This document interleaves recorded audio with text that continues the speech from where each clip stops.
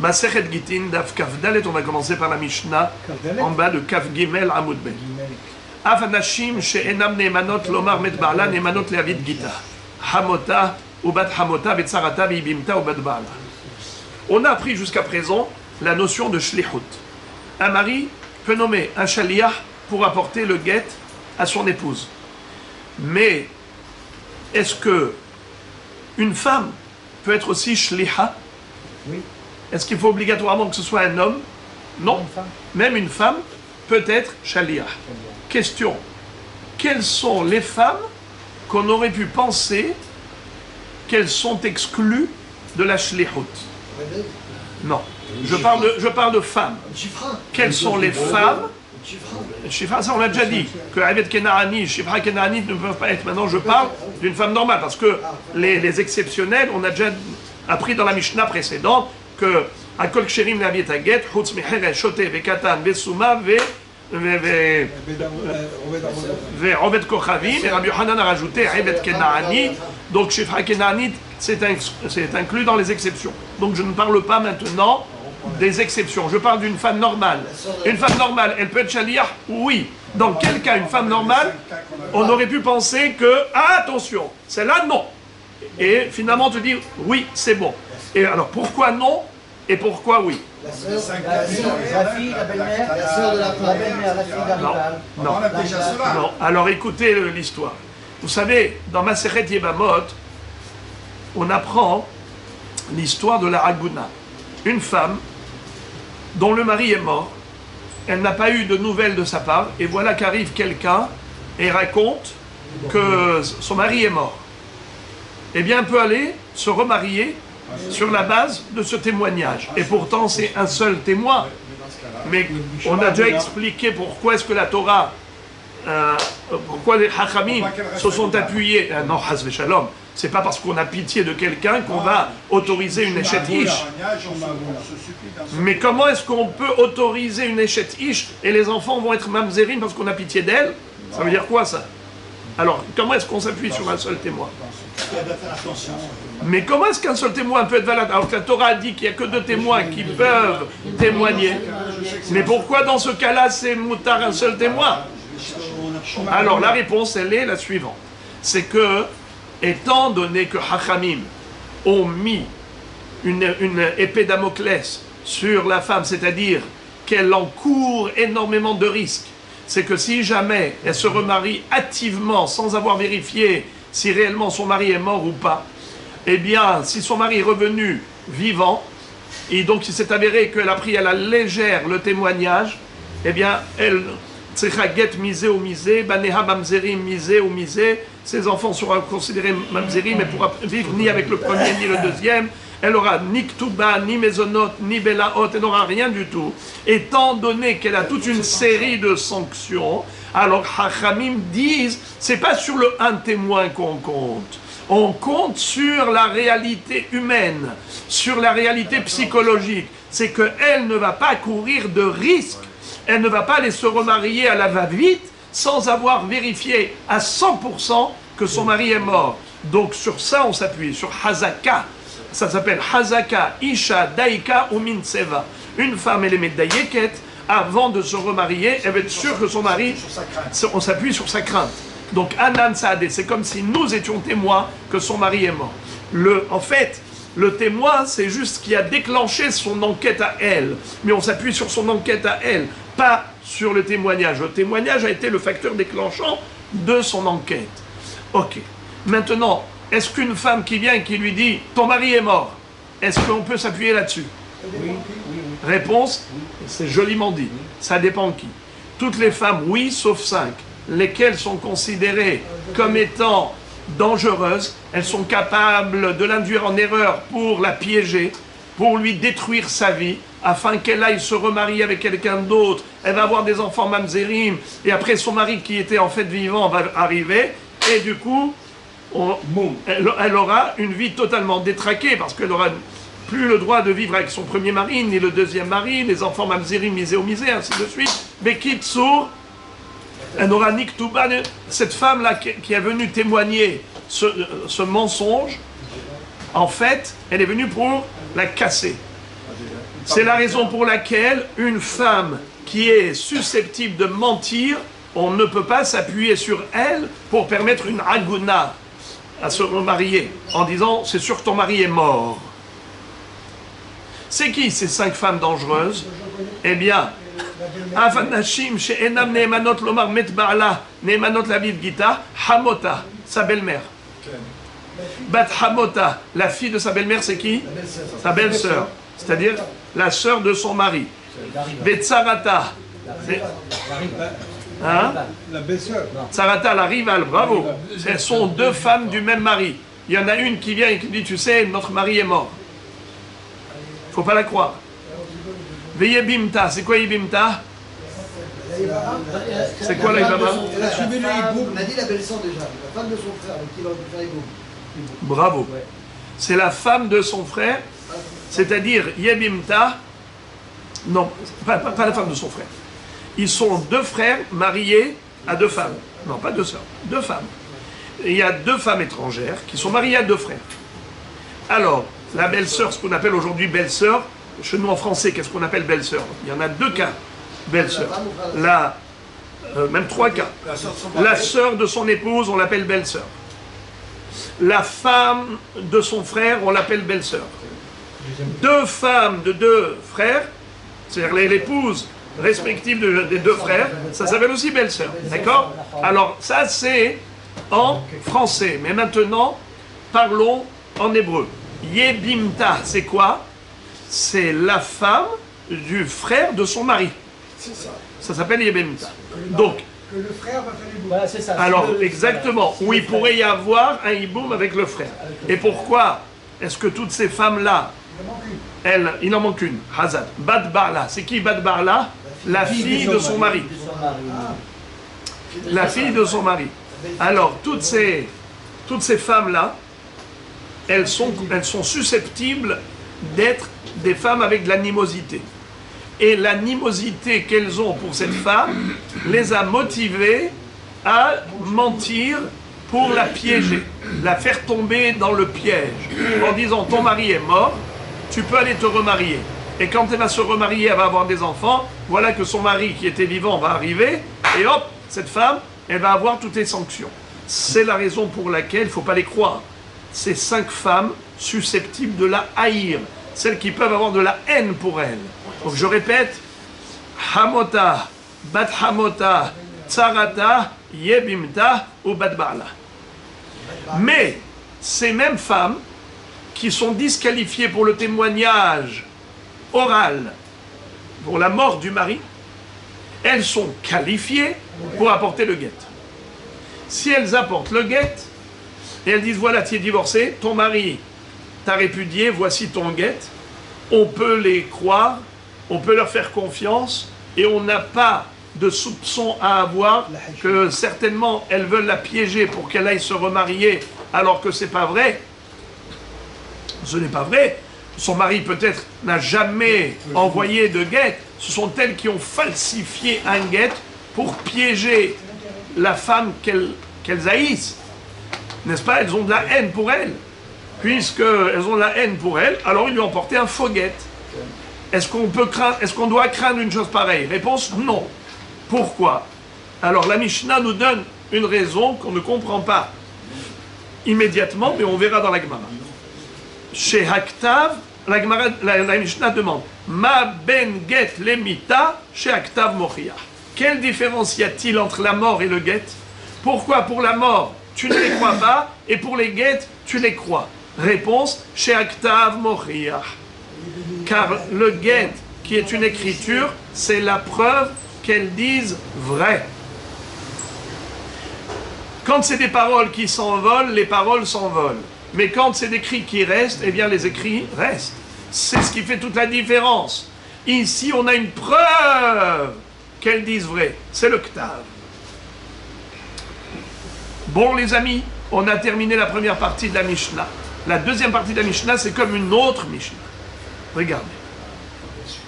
Ha'isha atzma mevia et gita, ubilvad shete'et tzricha, ubilvad shehi tzricha lomar befanai nechtav, fanai nechtav. La femme, elle-même, elle peut être shaliach pour apporter son propre guet en Eretz Israël. Elle a apporté le guet de son mari qui était en Chutz La'aretz. Elle l'a amené au tribunal en Eretz Israël.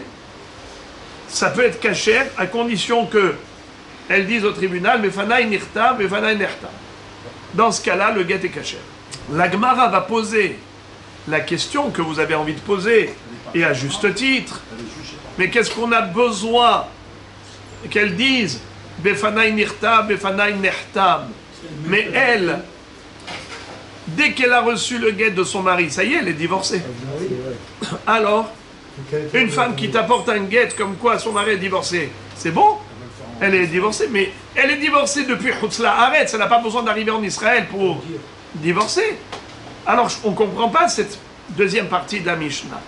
Une femme qui apporte son guet de son mari qui était en Chutz La'aretz, en Eretz Israël, elle doit déclarer devant le Beddin ou devant deux Edim, c'est la fameuse mahloket, est-ce qu'il faut devant 3 ou devant 2? Eh bien, elle doit dire Befanai nirtam, Fanai nertam. Mais qu'est-ce qu'elle a besoin de dire ça? Mais elle est divorcée déjà en Chutz La'aretz. Le divorce, il n'a pas lieu en Israël, il a lieu en Chutz La'aretz quand elle a reçu le guet de son mari. C'est quoi cette histoire-là? Donc cette deuxième partie de la Mishnah, on ne la comprend pas non plus. Alors on commence à étudier la Gemara. La Gemara, c'est l'éclairage des Mishnayot. Sans Gemara, on ne comprend rien. Regardez. Premièrement, la Gemara. Vehatanya keshem she'enam neemanot lomar met ba'ala kach en neemanot le'avi gita. La Gemara s'étonne beaucoup de la première halakha de la Mishnah. Qu'est-ce qu'on a appris comme première halakha? C'est qu'il y a 5 femmes qui sont susceptibles de mentir pour piéger cette femme-là, cette pauvre femme, pour lui détruire sa vie, pour qu'elle aille se remarier avec quelqu'un d'autre, afin que finalement, il s'avère que ses enfants sont des mamzerim, parce qu'elle était encore échetiche. Mais la Mishnah nous dit, bien que nous soupçonnons de menteuses les 5 femmes capables de la haïr et de vouloir la piéger, c'est seulement par rapport à un témoignage de la mort du mari. Parce que c'est un témoignage oral. Mais pas lorsqu'elles sont porteuses d'un écrit, d'un guet. Étant donné qu'elles sont porteuses d'un guet, là on ne soupçonne pas qu'elles veuillent la piéger. Car le guet écrit, c'est une preuve qu'elles disent vrai. On n'a pas besoin de se prendre la tête que peut-être par haine elles veulent la piéger. Non, même ces 5 femmes qui sont susceptibles de la haïr, nous ne craignons pas qu'elles mentent lorsqu'elles apportent ce guet, car le guet est lui-même une preuve de la véracité de leur dire. Ok. Maintenant, la Gemara pose tout simplement une contradiction entre la Baraïta et la Mishnah. La Mishnah nous a dit que le guet est kasher, même lorsqu'il est porté par ces 5 femmes susceptibles de la haïr. Pourtant, dans la Baraïta, il est écrit que le guet n'est pas kasher. Ve'atania keshem she'enan ne'emanot lomar met ba'la, car enan ne'emanot le'aviet gita. De même qu'elles ne sont pas crédibles pour dire que son mari est mort, ainsi elles ne sont pas crédibles pour apporter le guet. Il vient de route. Alors, on va voir. Alors, la question de la Gemara, c'est une contradiction claire, nette et précise. Dans la Mishnah, on a dit blanc, mais dans la Braïta, on a dit noir, pour la même chose. La Mishnah nous dit, elles sont crédibles et aptes à être chaliar pour le guet. La Braïta dit non. Alors qu'est-ce qu'on fait avec cette contradiction? Rav Yosef va donner une réponse, et Abaye va réfuter, et Abaye donnera son explication. Amar Rav Yosef, la kashia, kan ba'aretz, kan bechutza la'aretz. Rav Yosef dit, ce n'est pas contradictoire. Il y a un texte qui parle d'Eretz Israël, et l'autre texte, il parle de Chutz La'aretz, et donc ce n'est pas contradictoire. Mais quel texte parle d'Eretz Israël, et lequel de Chutz La'aretz? Regardez comment il explique. Et Abaye va dire le contraire. Rav Yosef va dire comme ça. Ba'aretz, delav adibur adida kasamchinan mehemna. Bechutz La'aretz, de adibur adida kasamchinan lo mehemna. Lorsqu'elles apportent un guet du mari à son épouse en Eretz Israël, par exemple de Nathania à Tel Aviv, alors, étant donné qu'elles n'ont pas besoin de dire Befanaï Nirta, Befanaï Nertam, simplement elles apportent le guet. On n'a pas besoin de leurs paroles pour valider le guet. Alors elles sont néhémanot, car c'est le guet qui est parlant. Le guet, c'est un écrit qui est la preuve tranchante du divorce. Donc dans ce cas-là, on n'a pas besoin de leurs paroles, on ne craint pas de falsification et on ne craint pas de faux témoignages, car de toute façon, il n'y a pas de témoignage. Elles n'ont rien à dire. Tandis que si elles apportent un guet de Chutz La'aretz, alors là, pour valider le guet, il faut que le shaliach dise Befanaï Nirtav ou Befanaï Nertav. Non, là, on a besoin de leurs paroles pour valider le guet. Quand on a besoin de leur témoignage, alors là, on les soupçonne de menteuses. On dit, étant donné qu'elles sont chargées de haine, éventuellement, si c'est la belle-mère, la belle-sœur, la fille du mari, ainsi de suite, toutes ces 5 femmes susceptibles d'avoir de la haine pour elle et de vouloir la piéger par animosité, eh bien, étant donné qu'on a besoin de leur témoignage en disant « Befanaï Nirtav, Fanaï Nertam », ce guet fut écrit devant moi, il fut signé devant moi, étant donné qu'on a besoin de leur déclaration verbale, elles ne sont pas crédibles. Elles sont susceptibles de mentir. Donc voilà la différence entre la Braïta et la Mishnah. La Mishnah qui a dit Kacher, c'est d'Eretz Israël à Eretz Israël, d'une ville à l'autre, où on n'a pas besoin de leurs paroles. Tandis que de Chutz La'aretz en Israël, on a besoin de leurs paroles, elles sont susceptibles de mentir, on les soupçonne, eh bien ces 5 femmes sont disqualifiées. D'autres femmes, c'est bon, mais pas ces 5. Celles-là ne sont pas crédibles. Leur parole n'est pas crédible. Voilà la réponse très jolie de Rabbi Yosef. Abaye dit le contraire. Amarle Abaye, Adraba, au contraire. Ifra mistabra. C'est le contraire qui est logique. Pourquoi? Ba'aretz deiyate ba'al me'ag'er mashgehinan be deika lenimar lekalkule kamechavna lo mehemna. בחוץ על הארץ דהייתי בעל מערער לא משגחינן במהמנה. En Eretz Israël, d'une ville à l'autre, en effet, si jamais le mari venait et il disait que ce guet a été fabriqué de toutes pièces, c'est-à-dire c'est du faux et usage de faux, étant donné que le mari peut démentir le guet, il peut prétendre qu'il a été falsifié. Et à ce moment-là, ce guet sera invalidé. Vous entendez? Je répète. Une femme qui vient avec un guet d'Eretz Israël, en Eretz Israël, d'une ville à l'autre, de Natania à Tel Aviv. Pas seulement une femme, même un homme en Eretz Israël. Il a été écrit en Israël, Natania, Tel Aviv. On a un shaliach. Est-ce que le shaliach a besoin de dire Befanaï Nirtav, Fanaï Nertav? Non. Maintenant, quel est le din si jamais le mari venait, il disait c'est du faux et usage de faux? Je n'ai jamais donné de guet à quiconque. Il faut chercher 2 témoins. Et si on ne trouve pas? Et si on ne trouve pas la possibilité de valider les signatures, le guet est faux. Et si le guet est faux et elle s'est remariée, qu'est-ce qui se passe avec elle? Les enfants sont mamzerim. Et la femme, elle doit sortir des 2 nanani nanana. Ok? Alors, Morel et Rabotaï, regardez ce que dit Abaye.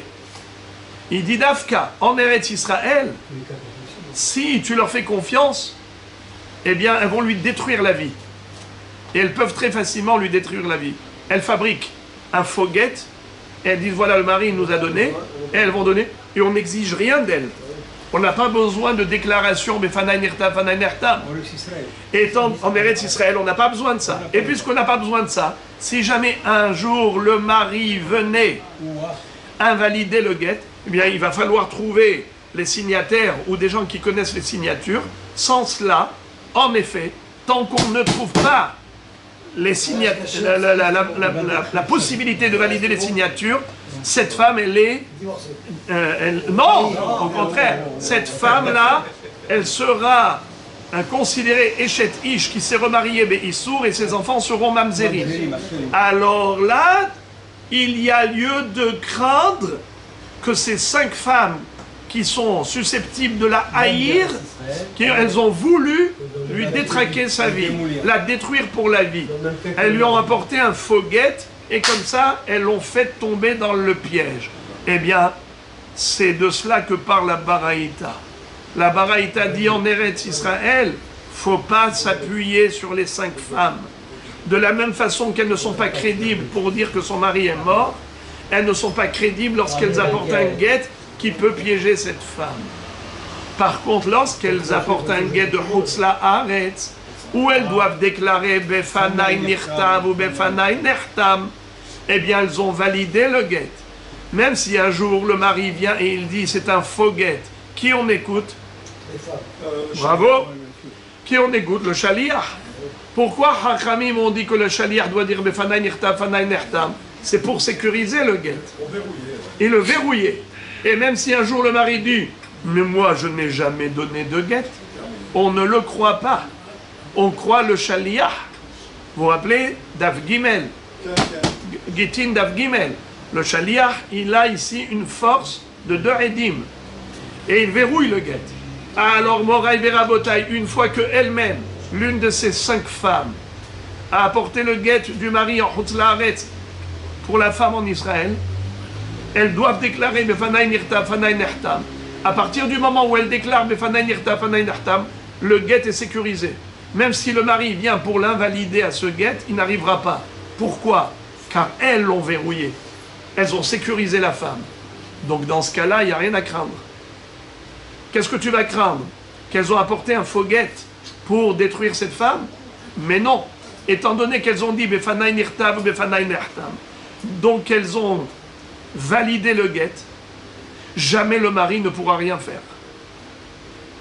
Et de cette manière, le guet, puisqu'il est verrouillé, la femme sécurisée, alors il n'y a aucun problème dans ce cas d'accepter leur shlichut, leur témoignage. Au contraire, ça sécurise la femme, il n'y a pas de risque. Donc voilà Abaye, qu'est-ce qu'il dit? La Mishnah qui a dit on peut compter sur la femme, sur l'une de ces 5 femmes comme Shaliach, ça parle du cas où elles apportent un guet de Hutzla Haaretz.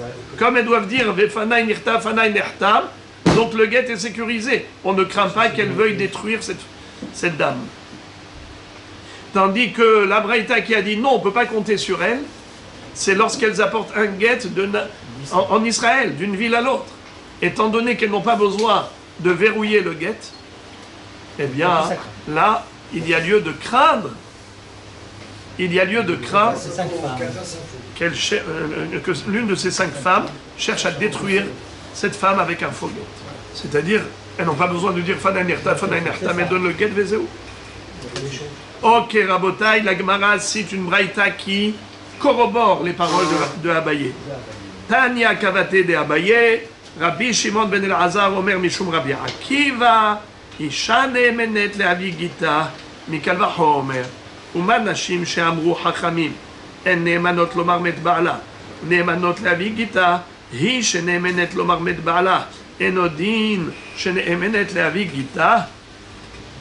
C'est-à-dire, dans la Baraïta, on nous parle de 2 choses. On nous parle principalement d'une femme qui apporte le guet pour elle-même. Une femme qui apporte un guet pour elle-même, eh bien, elle est née Ménette. Nahon, qu'est-ce qu'on avait vu dans la Mishnah? Haisha atzma mevia et gita ou bilvad sheitzricha lomar fanay nirtam fanay nirtam. Ok? Qu'est-ce qu'on a vu dans la Mishnah? Qu'une femme est crédible pour apporter son propre guet. Ok? Alors, sur quoi s'appuie cette halakha? Sur un kalva homer, un raisonnement d'a fortiori. Si déjà les 5 femmes qui ne sont pas crédibles pour témoigner de la mort du mari, elles sont crédibles pour apporter le guet, alors la femme elle-même qui est crédible pour la mort de son mari, c'est sûr qu'elle est aussi crédible pour son propre guet. Répétons. Est-ce qu'une femme qui dit que son mari est mort, elle vient au Beddin et dit que mon mari est mort, est-ce qu'on peut lui dire oui, tu peux te remarier? Réponse oui. On a déjà expliqué tout à l'heure pourquoi un aide est Neeman. Maintenant, pas seulement un aide étranger, même elle-même. Elle peut être jugée partie. Elle peut être témoin et partie. D'accord? On a déjà expliqué tout à l'heure toute la philosophie, je ne vais pas revenir là-dessus.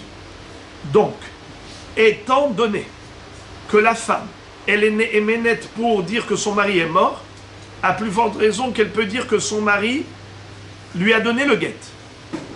Et c'est quoi ce raisonnement? Eh bien, si déjà les 5 femmes qui ne sont pas aptes à apporter le guet, elles ne sont pas aptes à dire que le mari est mort, elles sont aptes à apporter le guet, la femme, l'épouse, qui est éménette, elle est crédible lorsqu'elle dit que son mari est mort, qu'elle est crédible lorsqu'elle apporte le guet de son mari. Ok? Si déjà les 5 femmes qui ne sont pas crédibles pour dire que le mari est mort, elles sont crédibles pour apporter le guet, à plus forte raison que la femme elle-même qui est crédible pour témoigner que son mari est mort, c'est sûr qu'elle est crédible lorsqu'elle apporte le guet. Et la Braïta continue et dit Umimakom shebata malehalan tzrichot sheyomru befanenu nichtav ou befanenu nechtav afi tzricha shetomar befanai nichtav ou befanai nechtav. Voilà donc la fin de la Braïta. C'est que Mimakom Shebata. Qui peut me dire que ça veut dire Mimakom Shebata? De l'endroit où tu viens. De l'endroit où tu viens. D'où tu viens. Non, c'est pas ça l'explication. C'est quoi Mimakom Shebata? De l'endroit d'où tu viens. De l'endroit d'où tu viens. Alors, ici, Mimakom Shebata, ça veut dire le raisonnement duquel tu viens. Sur quel argument tu t'appuies pour cachériser la shlichut de la femme? Comment est-ce que tu dis que la femme, elle est néhéménette quand elle apporte le guet? Elle apporte un guet, le chutz laaretz, elle est néhéménette. Ou bien elle apporte un guet de Natania à Tel Aviv, elle est néhéménette. Sur quoi tu t'appuies pour dire qu'elle est néhéménette, elle est crédible? Et tu ne soupçonnes pas qu'elle a fait un faux guet. Comment elle a reçu le guet? Eh bien, par quel vachomer? On a dit que c'est un raisonnement d'a fortiori. Si déjà les 5 femmes qui ne sont pas crédibles pour témoigner que son mari est mort, elles sont crédibles pour apporter le guet, pour être chaliach à guet, elle qui est néhéménette pour dire que son mari est mort, c'est sûr qu'elle sera néhéménette lorsqu'elle apporte le guet. D'accord? Alors regardez, Mimakom Shebata, d'où tu viens? C'est-à-dire, sur quel raisonnement tu t'es appuyé pour dire qu'elle est néhéménette? Eh bien, sur les 5 femmes. Tu as dit les 5 femmes, elles ne sont pas néhémanotes pour dire que le mari est mort, elles sont néhémanotes pour le guet. Alors la femme elle-même, l'épouse, elle est néhéménette pour son mari, et plus forte raison qu'elle est néhéménette pour le guet. Mais Mimakom Shebata, si tu t'appuies sur les 5 femmes, c'est nul. Non. Si tu t'appuies sur les 5 femmes pour faire ce raisonnement, alors tu dois t'appuyer jusqu'au bout. Tu dois aller jusqu'au bout de ton raisonnement. C'est-à-dire, de la même façon que les 5 femmes, lorsqu'elles apportent un guet, elles doivent dire Befanai nirtav ou Befanai nehtam. Ainsi, la femme elle-même qui apporte le guet, elle doit dire Befanai nirtav ou Befanai nehtam. De quoi on parle forcément? Où on est? Bravo! En Chutz Laaretz. Parce que celui qui apporte un guet d'Eretz Israël à Eretz Israël n'a pas besoin de dire Befanai nirtav, Befanai nehtam. C'est à la de Befanai nirtav, Befanai nehtam. On a pris dans la première Mishnah de Masechet Gittin, Hamevi get mi medinat hayam, les Eretz Israël. Donc, c'est une preuve extraordinaire que la Baraïta qui a dit que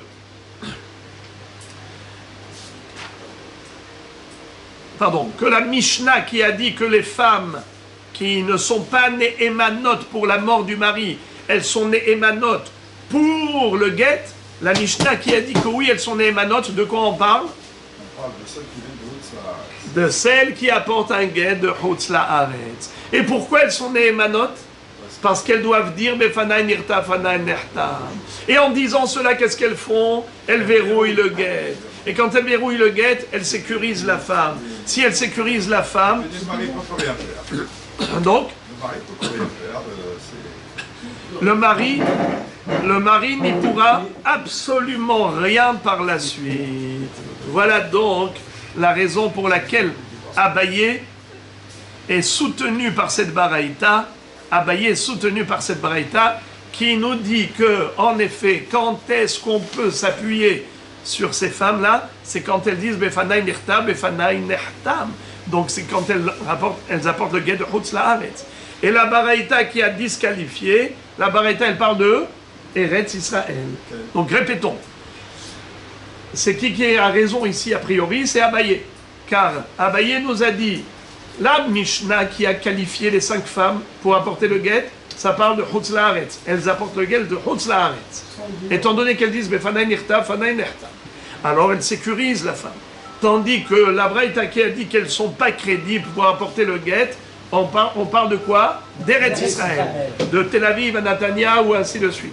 Là, étant donné qu'elles ne disent pas Befanai Nirta, Befanai Nehtam, donc il n'y a pas de possibilité de s'appuyer sur cette femme.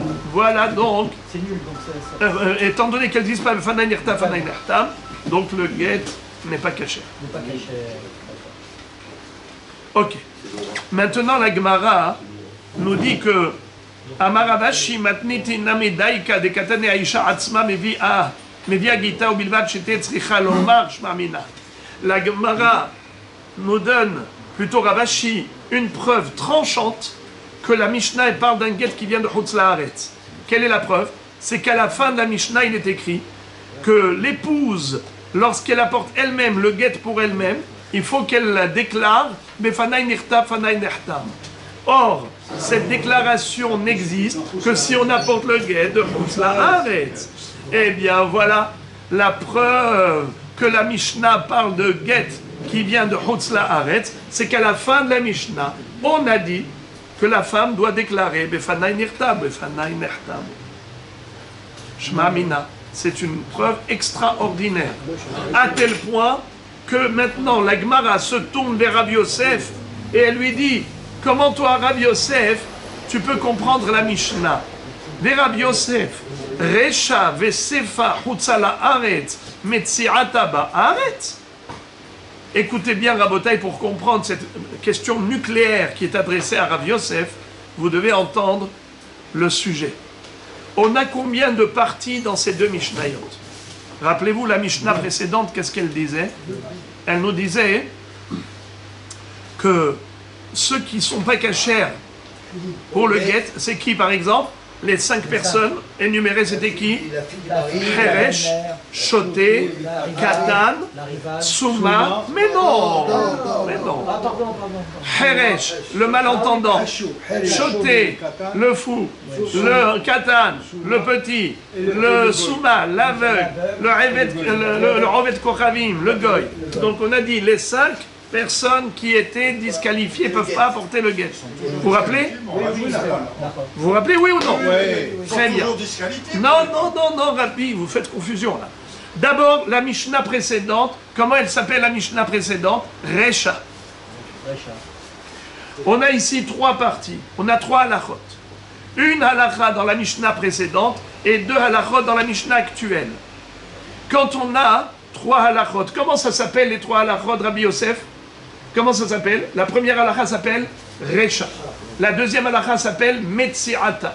La troisième halakha s'appelle Sefa. Alors regardez la question que la Gemara va poser à Rabbi Yosef. C'est-à-dire, d'après Abaye, c'est cohérent, c'est homogène. Les 3 halachot, elles parlent de quoi? De Chutz La'aretz. C'est homogène. Et on avait vu quelque chose d'extraordinaire, c'est que Rav Yosef lui-même, qui est-ce qui s'en souvient, que Rav Yosef nous avait dit que quel était le problème de l'aveugle Qui est-ce qui se souvient qu'est-ce qu'avait dit Rav Yosef? On a appris ça juste Il hier. avait dit qu'il avait toute la mémoire, il avait la capacité. Rav Yosef, il avait dit qu'il pouvait Il avait le date par rapport aux autres. Donc il était caché.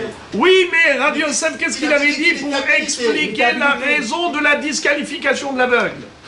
Ah, parce qu'il n'avait pas vu le... Bravo! Il n'avait pas vu Car il n'a pas vu l'écriture, il n'a pas vu la signature. Or, le shaliach doit pouvoir déclarer Befanai Nirtav ou Fanai Nertav. Vous vous rappelez de ça? Oui, bien sûr. C'est trop beau. Alors maintenant, regardez. Selon Rabbi Yosef, qui lui-même avait établi que la Mishnah précédente, elle parlait de Chutz La'aretz, puisque c'est toute la raison pour laquelle l'aveugle est disqualifié. Si l'aveugle il apporte un guet de Natania à Tel Aviv, est-ce qu'il est disqualifié ou il est qualifié? Il est qualifié. Bravo! Il est qualifié Hein, parce qu'il a pas en besoin Eretz de- Israël, il a pas il n'y a besoin aucun de dire. problème puisqu'il n'a pas besoin de témoigner Befanai Nirta, Befanai Nertam. Il n'y a aucune raison de disqualifier l'aveugle. Il peut être Shaliach Haget. Alors pourquoi la Mishnah précédente avait dit qu'il n'est pas cachère l'aveugle? Parce qu'il fallait. Parce qu'il devait dire Befanai Nirtav ou Befanai Nertav. Donc forcément, de quoi elle parle la Mishnah précédente? De Chutz La'aretz. Bravo! Maintenant, ensuite, d'après Rabbi Yosef, les 5 femmes là, on avait dit, bien qu'elles ne sont pas cachères pour la mort du mari, mais elles sont cachères pour apporter le guet. Qu'est-ce qu'avait dit Rabbi Yosef? Cette Mishnah, elle parle de Chutz La'aretz ou d'Eretz Israël? Elle parle d'Eretz Israël, d'accord? Pourquoi Rabbi Yosef? Rappelez-vous la philosophie de Rabbi Yosef, c'est qu'il avait dit que lorsqu'elles ont besoin de dire Befanai Nirtam, Fanai Nertam, donc elles sont susceptibles de mentir, car on a besoin de leur témoignage. Donc ça, c'est pas bon. Mais la Mishnah qui a dit que c'est bon, ça parle d'Eretz, ça parle d'Eretz Israël. Car en Eretz Israël, on n'a pas besoin de dire Fanai Nirtam, Fanai Nertam. Donc on n'a pas besoin de leurs paroles, on n'a pas besoin de leur témoignage. Le contraire de Abaye. Rappelez-vous. Donc selon Rav Yosef, la Mishnah qui a dit que les 5 femmes, elles sont cachères pour apporter le guet. Pourquoi? Parce qu'elles n'ont pas besoin de témoigner verbalement. Et c'est où qu'elles n'ont pas besoin de témoigner verbalement? En Eretz Israël, d'une ville à l'autre. Donc pour lui, la deuxième halakha, qui est la première de cette Mishnah, ça s'appelle Metsi'ata, ça parle de Eretz Israël. Et la dernière halakha de cette Mishnah, la femme qui apporte un guet, elle doit dire Befanai Nirtam, Befanai Nertam. De quoi on parle? De Chutz La'aretz. Parce que sinon, on n'a pas besoin de dire Befanai Nirtam, Befanai Nertam. Vous entendez la question d'Agmara? Rav Yosef, il y a une incohérence. Recha et Chutz La'aretz. Metsi'ata, Eretz Israël. Sefa, Chutz La'aretz. What is it? Qu'est-ce que c'est que ça? Il y a une incohérence totale. Une fois on parle de Chutz La'aretz, une fois Eretz Israël, une fois Chutz La'aretz. C'est quoi ce désordre? Que pour les 5 femmes. Regarde. Dites-moi, d'après Abaye, cette question a lieu d'être posée? Hein? Non. Pourquoi non? Il n'y a pas de question sur Abaye? Oui, alors, qu'est-ce que dit Abaye? Bah, il invalide Oui, les 5 femmes. oui, mais qu'est-ce que dit Abaye? On la croit pas quand On la elle croit dit- pas, on les croit quand pas. elle vient. Ne me dites pas ça. Abaye dit que le début de la Mishnah parle de Chutz La'aretz. Oui. Voilà. Donc d'après Abaye, Recha Chutz La'aretz, Metsi'ata Chutz La'aretz, Sefa Chutz La'aretz, c'est homogène. Mais d'après toi, Rava, c'est hétérogène. Il y a une incohérence totale. Le début, c'est Chutz La'aretz. Après Eretz Israël. Après Chutz La'aretz. What is it? C'est ça la question bombe de la Gemara. La Gemara dit, Rav Yosef, Recha, Vesefa, Bechutz La'aretz, ou Metsi'ata Ba'aretz. Vous entendez?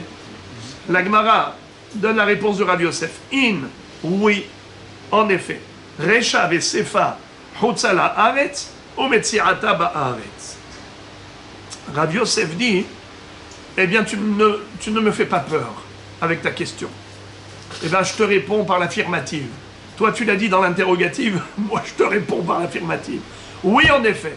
La Recha et la Sefa parlent de Chutz La'aretz. Tandis que la Metsi'ata parle d'Eretz Israël. Ah, comment est-ce possible? Eh bien, il lui dit, j'en ai la preuve tranchante. Mimai, quelle est ma preuve tranchante que c'est cela la réalité? Mide katane ma ben get lemita sheaktav mochiach velo katani sheaktav upe mochiach. Lorsque la Mishnah a posé la question en disant mais quelle est la différence entre le guet et la mort? Pourquoi pour la mort du mari on dit que ces 5 femmes elles sont dangereuses car elles sont pleines d'animosité et elles risquent de mentir en disant que son mari est mort juste pour la piéger, tandis que pour le guet on ne craint pas. Et on a dit quelle est la différence entre les deux? C'est qu'ici il y a une écriture. Nachon, Haget Moriach. Mais si c'était vrai qu'on parlait de Hutzala Haaretz, si c'était vrai qu'on parlait de Hutzala Haaretz, on aurait dû dire Shehakta vehape Moriach. L'écrit et la bouche, par l'écriture et aussi par le verbe oral, elles disent Befanai Nirta, Befanai Nehta. Étant donné que elles ont fait 2 choses. D'abord, elles apportent un guet écrit. Donc déjà, c'est un objet. Deuxièmement, elles le verrouillent en disant Befanai Nirta, Befanai Nehta. C'est cela ce que la Mishnah aurait dû dire. Si la Mishnah parlait de Hutzala Haaretz, alors la Mishnah, elle aurait pu donner un argument beaucoup plus fort.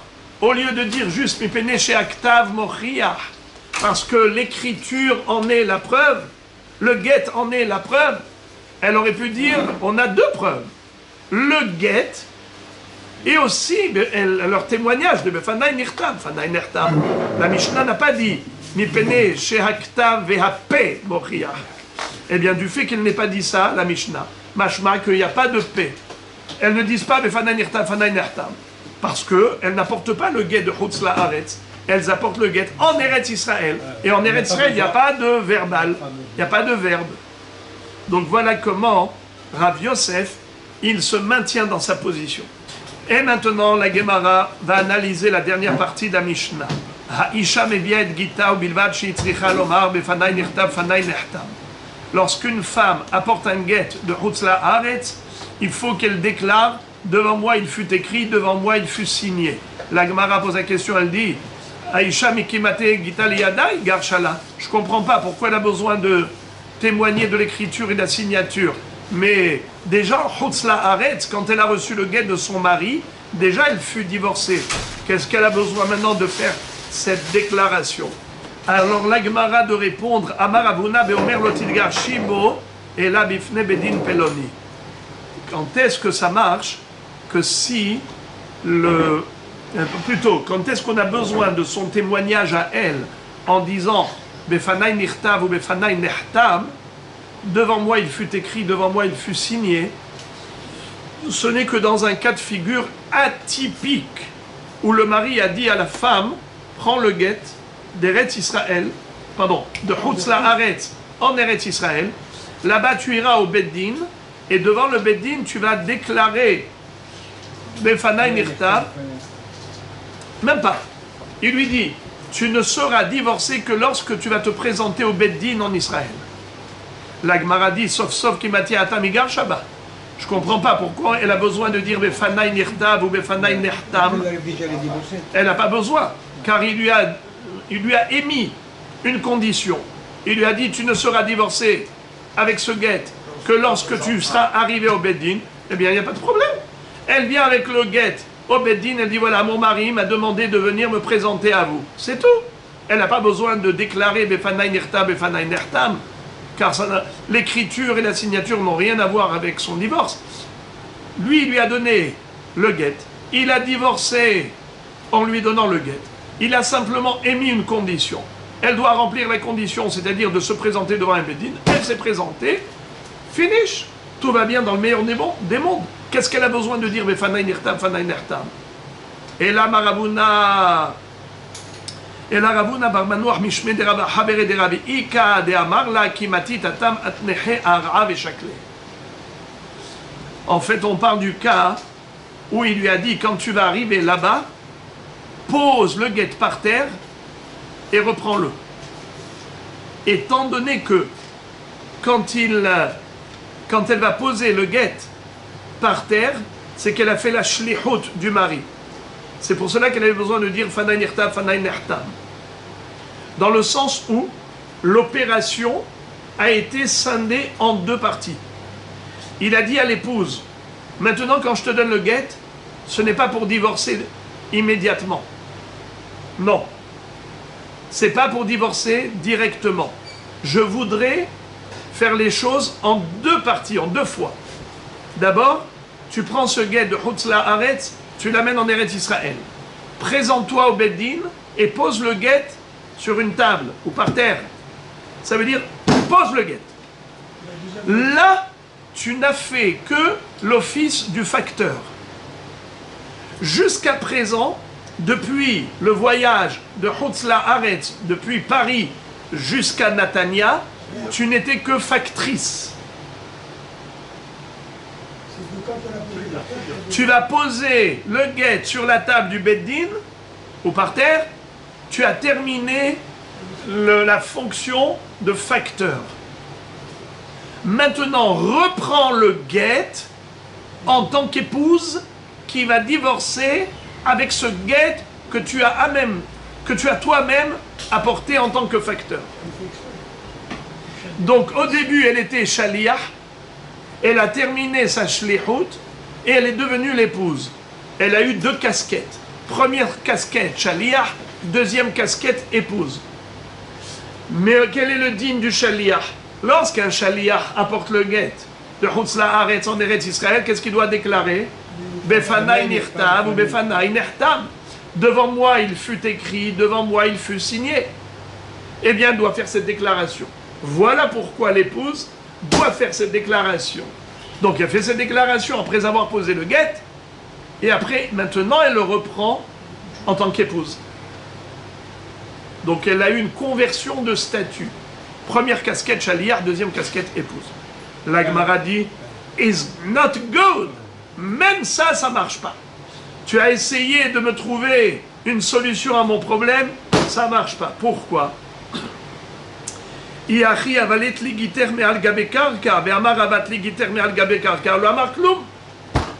est le din si par exemple un homme pose le guet dans le Reshut Arabim? D'accord? Dans la rue, il pose le guet à sa femme et lui dit ramasse-le, c'est pour toi. Elle vient, elle va et ramasse le guet. Elle va et ramasse le guet. C'est caché ou pas caché? Hein? Si c'est pour divorcer, oui, c'est caché. Pourquoi ce n'est pas bon? Pourquoi ce n'est pas bon? Rabbi Yitzhak, pourquoi ce n'est pas bon lorsqu'un homme dit à sa femme ramasse le guet du sol, il lui a posé dans la rue, lui dit va ramasser ton guet. Pourquoi elle n'est pas mégourée? Pourquoi elle n'est pas divorcée? Bravo, car la Torah dit Venatan Beyada, il faut lui donner le guet en main propre. Or ici, qu'est-ce qui s'est passé? Au lieu qu'il lui donne, c'est elle qui l'a pris. Ramasse-le. Vous entendez? Ce n'est pas le mari qui a donné le guet, c'est la femme qui a pris le guet. La Torah a dit Venatan, c'est le mari qui doit donner. Et Katabla Sefer Keritut Venatan Beyada. Il écrira le guet, il lui donnera. Il ne lui a pas donné, c'est elle qui l'a pris. Alors la Gemara dit, dans ce cas-là, ça ne marche pas ce que tu as dit avant. Il lui a donné le guet au début en tant que facteur. Elle est arrivée au Beddin, elle a posé sur la table du Beddin. Et ensuite, elle a repris. Mais quand elle a repris, ça s'appelle que c'est elle qui l'a pris. Ça ne s'appelle pas que le mari lui a donné. Car au début, elle était chaliard du mari. C'est comme si le mari a envoyé un chaliard pour poser le guet sur la table. Alors la Gemara nous dit comme ça. C'est pas facile de Alors la Gemara continue et nous dit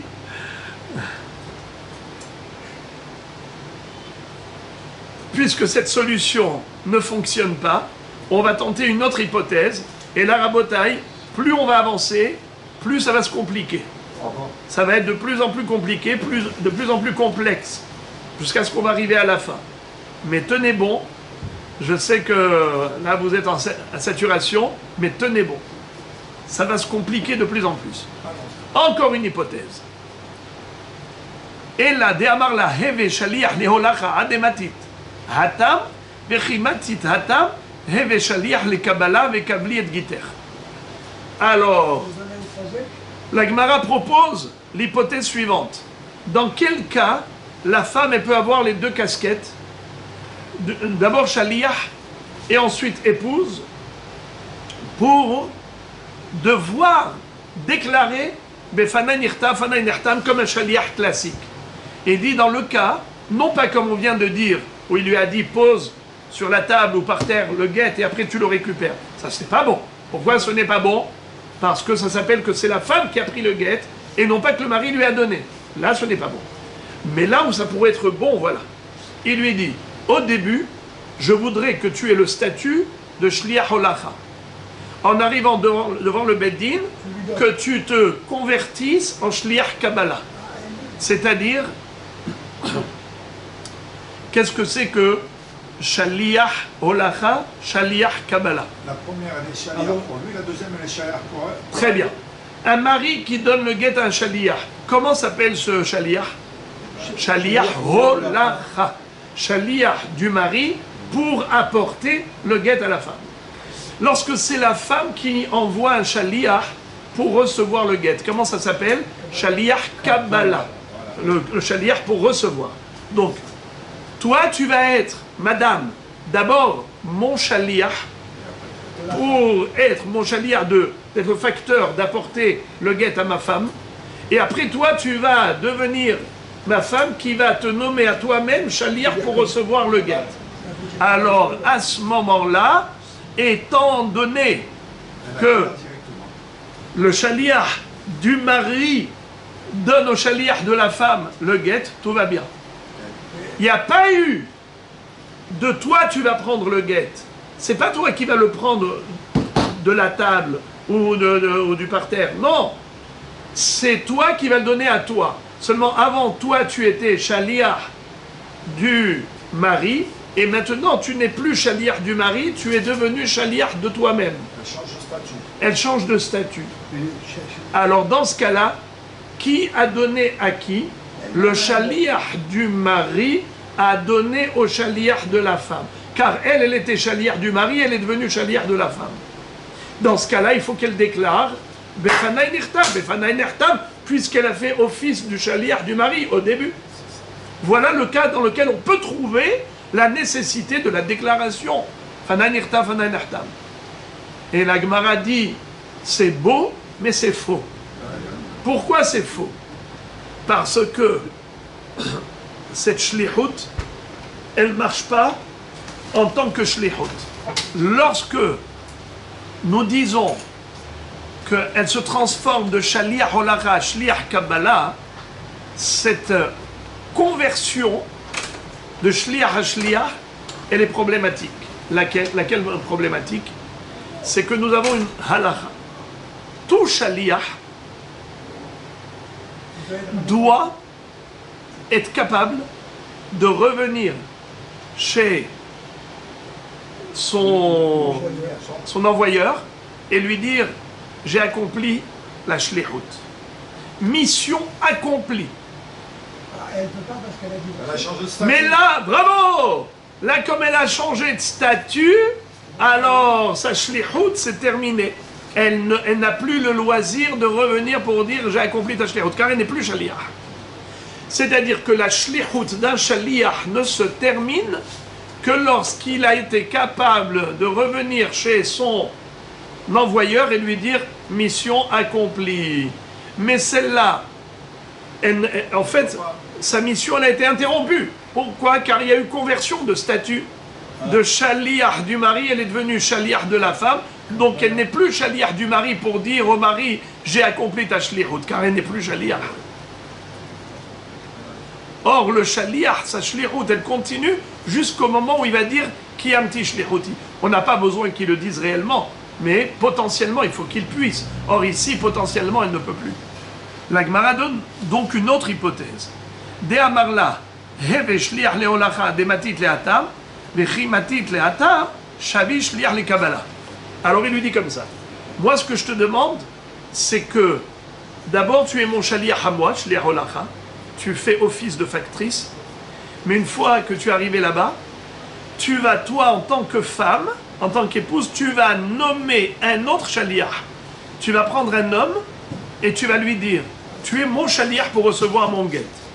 Alors, quand elle dit ça, elle n'a pas encore reçu le guet. Elle a nommé un nouveau chaliach pour recevoir le guet à sa place. Lui-même, son mari lui-même. Mais elle est encore chaliach du mari. Vous entendez? C'est-à-dire que elle va remettre le guet à ce monsieur. Elle va lui dire, moi je suis chaliach du mari, et toi tu es mon chaliach. Alors ça fait que elle reste chaliach du mari. C'est qui? Elle n'a pas interrompu sa shlichut. Elle a nommé un deuxième chaliach. Qui va lui rendre du bigat. Elle a nommé un deuxième chaliach. Mais elle est encore chaliach du mari pour donner à ce chaliach. De ce fait, quand elle va le nommer le deuxième chaliach pour recevoir son guet et qu'elle va lui remettre le guet, à ce moment-là, elle va devoir dire Befanai nirta, fanai nirta. La Gemara dit c'est beau, mais que d'après une seule chita. Mais il y a une grande mahloket. Est-ce qu'il est possible qu'un chaliach donne à un chaliach? Est-ce que le chaliach du mari peut donner au chaliach de la femme? Le chaliach du mari peut donner à la femme. Le chaliach de la femme peut recevoir du mari. Mais le chaliach du mari ne peut pas donner au chaliach de la femme. D'après une chita. Il y a ceux qui disent que oui, c'est bon, ça marche quand même. Il y en a qui disent que ça ne marche pas. Alors, étant donné qu'ici, elle a un statut de chaliach du mari, Elle est comme celle de mari, comme le mari. elle est comme le mari, bravo, elle est chaliach du mari. Ensuite, elle va donner à qui? Au chaliach, le sien, chaliach de la femme. Donc, c'est le chaliach du mari qui donne au chaliach de la femme. It's not good. Alors, il y a ceux qui disent que ça marche, il y a ceux qui disent que ça ne marche pas. Alors, d'après celui qui dit que ça marche, il n'y a pas de problème. Voilà, tu m'as répondu à ma question, tu m'as trouvé la solution.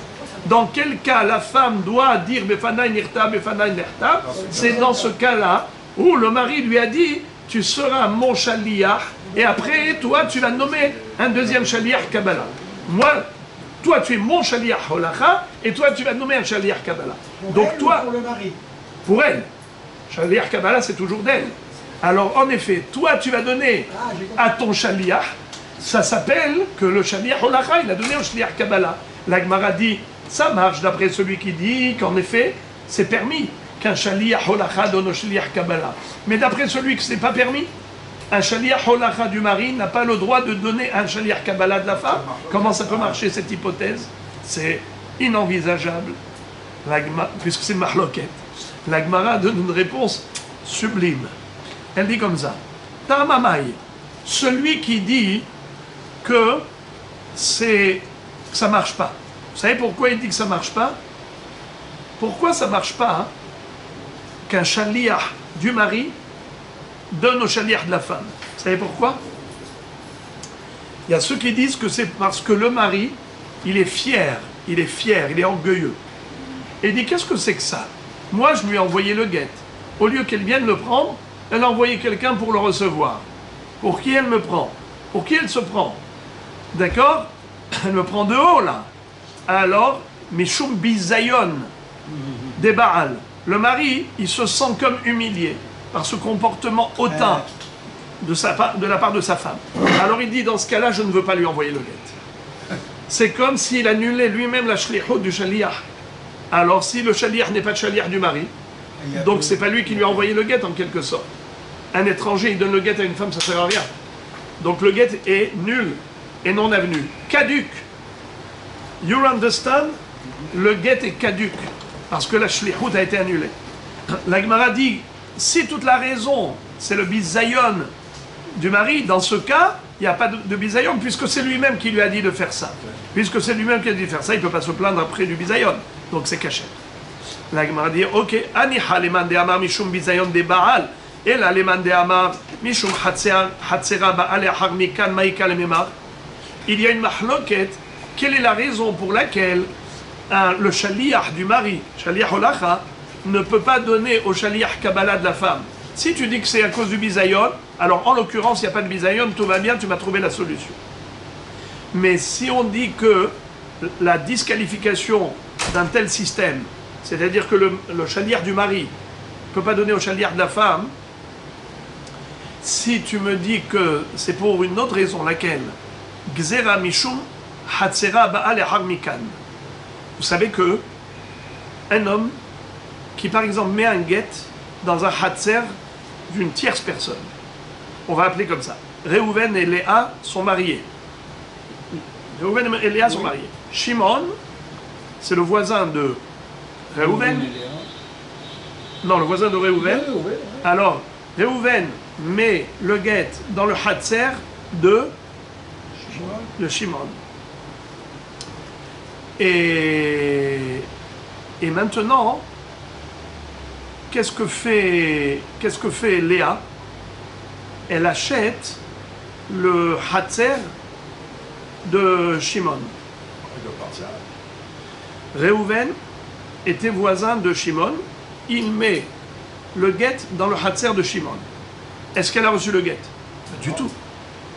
Elle n'a pas reçu le guet. Mais après ça, maintenant, elle, Léa, va acheter.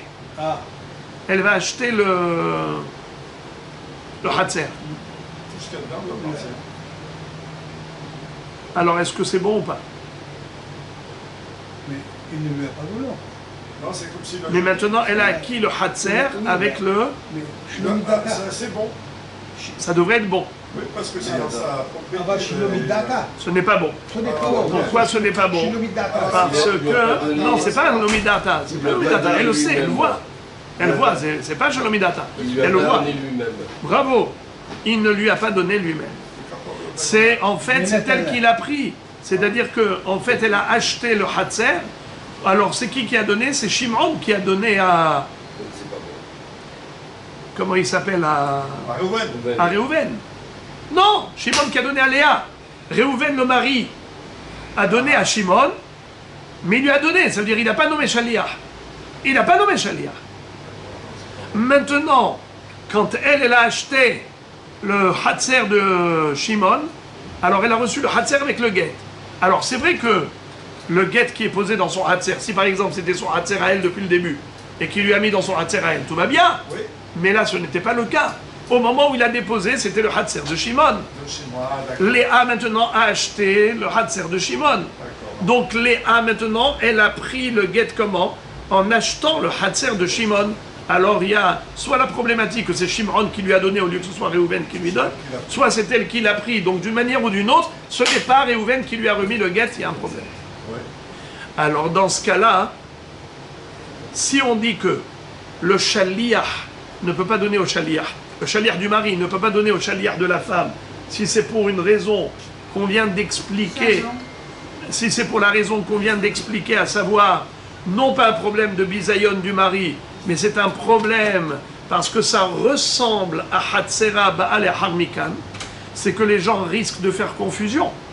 Parce que si tu vas cachériser un système pareil, où le shaliach du mari donne au shaliach de la femme, alors les gens peuvent faire confusion et dire, alors dans ce cas-là aussi, quand le mari a déposé dans le hatzer du voisin, et ensuite la femme a acquis le hatzer du voisin, les gens vont croire qu'elle est divorcée, que le guet est cachère. Il y a une confusion terrible. C'est la raison pour laquelle Hachamim ont dit, il ne faut pas que le shaliach du mari donne au shaliach de la femme. Alors dans ce cas-là, comment est-ce qu'ici ce serait permis? Mais là, la confusion, elle est possible. Alors la Gemara trouve une autre hypothèse, une autre solution. De amarla heve shaliach leolacha adematit lehatam vechimatit hatam shave shaliach leolacha vekabli et giter mine. Regardez-moi ça. La solution que la Gemara va trouver, elle est bombardesque, nucléaire. Regardez ça. Pour comprendre cette solution, une petite intro. Vous savez qu'un shaliach peut nommer un shaliach? Imaginez-vous, Réhouven et Léa. Réhouven veut répudier Léa. Qu'est-ce qu'il fait? Il prend le guet et il donne à un shaliach qui s'appelle Yehuda. Et il dit à Yehuda, donne s'il te plaît à Binyamin, un deuxième shaliach, pour qu'il remette à comment il s'appelle? À Léa. Ou bien même s'il ne lui a pas dit. Même s'il ne lui a pas dit. À plus forte raison s'il lui a dit. Shaliach, Rosé, Shaliach. Un Shaliach numéro 1 peut nommer Shaliach numéro 2. Réhouven a donné à Yehuda, et Yehuda a donné ce pouvoir à Binyamin pour remettre à Léa. Ça marche, ça marche pas? Ça marche. Pourquoi? On l'apprend d'un pasouk. Dans ma Maseret Kiddushin, page 41, la Gemara déduit du pasouk. Les katabla sefer kiritut v'yatsa mi beto v'shileha v'ayta leishaher. V'shileha mi beto v'yatsa v'ayta leishaher. V'shileha, dans ce mot-là, il y a 3 parties. Il y a le vav, il y a le shelach au milieu et il y a le he. Donc, premièrement, shelach, c'est qu'un homme, il peut nommer un shaliach. Shilcha, la femme peut nommer un shaliach. V'shileha, mais la mettre shaliach, osé shaliach. Un shaliach 1 peut nommer un shaliach 2. Il lui donne le guet, il lui donne le pouvoir d'aller transmettre à la femme. Alors maintenant, regardez ce qui s'est passé. Le mari a demandé à la femme, tu es premièrement mon facteur. Tu es factrice, premièrement. Et après toi, je te demande de donner à un autre shaliach qui sera mon deuxième facteur. Toi, tu es mon premier facteur et tu donneras au deuxième facteur. Quand elle donne au deuxième facteur, et ce deuxième facteur, qu'est-ce qu'il va faire? Qu'est-ce qu'il va faire? Il va le donner à Léa. Il va le redonner à Léa. Donc en fait, qu'est-ce qu'elle va faire? Elle va lui donner, et lui va lui redonner. Quand elle lui donne à lui, en tant que quoi elle lui donne? En tant que shaliach, c'est shaliach. Parce qu'il lui a dit, toi, au début, je ne te donne pas le guet pour divorcer immédiatement. Je te donne le guet que pour le transporter en Israël. Ok? Quand tu vas aller en Israël, tu vas être en tant que shaliach. Maintenant, je te demande de le donner à qui? À une autre personne, une tierce personne. Et cette tierce personne va te le redonner à toi en tant que mon shaliach. C'est ce qu'on répétait, shaliach, rosé, shaliach. Alors, il lui demande de donner un deuxième shaliach pour que ce deuxième shaliach lui redonne à elle. Donc, vous avez compris. Réhouven a donné à Léa, Léa a donné à Binyamin, et Binyamin a donné à Léa. Quand Réhouven a donné à Léa, pourquoi faire il lui a donné? Il lui a donné, pas pour divorcer, il lui a donné pour être shaliach, d'apporter en Eretz Israël. Et en arrivant en Eretz Israël, qu'est-ce qu'elle doit faire avec? Elle doit le donner à Benjamin. Elle doit donner à Binyamin, donc pas pour divorcer encore. Elle lui dit, donne le guet à Binyamin pour que lui te le donne pour divorcer. Alors maintenant, quand elle le donne à Binyamin... Parce qu'elle a toujours la possibilité de retourner. Très bien, mais quand elle le donne... Bravo! Quand elle le donne à Binyamin, qu'est-ce qu'elle doit dire devant le Beddin? Befanai nirtam ou Befanai nirtam. Puisqu'elle est shaliach seulement. Est-ce qu'elle peut retourner chez le mari pour lui dire j'ai accompli ta shlichut? Bien sûr que oui. Pourquoi? Parce que sa shlichut c'était quoi? De donner à l'autre, shaliach. Alors tout va bien. Ça s'appelle shlichut achozeret lebalea. Alors maintenant, ça c'est une hypothèse et qui fonctionne. Ça fonctionne. Encore une autre solution, c'est possible. Leiba etima, si tu cherches encore une autre solution, de amar la heve shaliach leolacha adematit lehatam, tu seras shaliach holacha jusqu'à ce que tu arrives en Israël. Lechimatit hatam imar kamedina befanai nirtav ou befanai nirtav ou mashve bedina shaliach velitvoa nialach. Et maintenant, ce que je te demande, c'est de l'apporter au Beddin en Israël. Et devant le Beddin, là-bas, tu vas devoir déclarer devant le Beddin, c'est ça ta mission. Et le Beddin, eux, vont se substituer au mari, c'est-à-dire ils vont être le shaliach du mari. Donc, c'est un peu comme avant. Shaliach, c'est shaliach. Sauf que avant, c'est Binyamin, et maintenant c'est qui? C'est le Beddin. Le Beddin eux-mêmes vont devoir nommer un autre shaliach pour donner le guet à la femme. Et dans ce cas-là, voilà pourquoi la femme devait prononcer Befanai nirtav ou Befanai nirtav. Elle est divorcée ou pas? Voilà comment on conclut et on clôture le Pérec avec un sujet qui a été difficile.